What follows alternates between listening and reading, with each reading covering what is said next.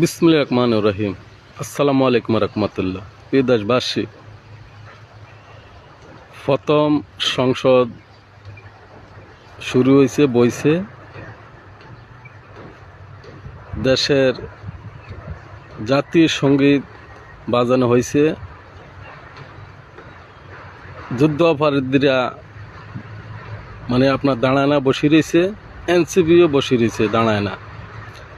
জাতীয় সঙ্গীতরে তারা সম্মান জানায় না। আমরা যুদ্ধ করি, জাতীয় সঙ্গীত পাইছি, জাতীয় পতাকা পাইছি, তারা অসম্মান করছে। আমরা সাধারণ দেশবাসী এরা নিন্দা জানাই। কেন তারা জাতীয় সঙ্গীত বাজানোর সাথে সাথে দেশের রাষ্ট্রপতি ঢুকছে, রাষ্ট্রপতি ঢুকার সাথে সাথে দেশের জাতীয় সঙ্গীত বাজানো হয়?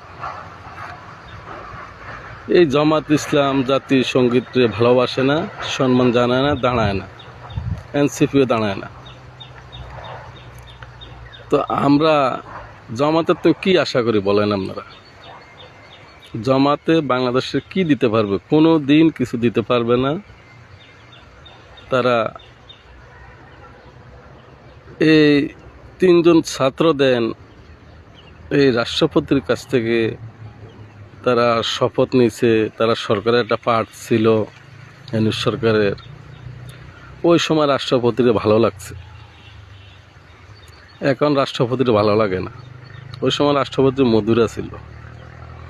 ওই সময় রাষ্ট্রপতির কাছ থেকে তারা শপথ নিল কেন বলেন প্রিয় দেশবাসী? এখন রাষ্ট্রপতির ভালো লাগে না। আপনারা দেশে বিরোধী দল হয়েছেন জামাত ইসলাম, এটা আপনাকে স্বপ্নের মতন, এটা সৌভাগ্য। কোনোদিন আপনারা দেশে বিরোধী দল হইতেন পারবেন, এটা আপনারা কল্পনা তো আনেন না, স্বপ্ন ভাবেন না। আপনারা যতবার ইলেকশন করছেন দেশে, একটা দুইটা তিনটা সিটের বেশি কখনো পান না।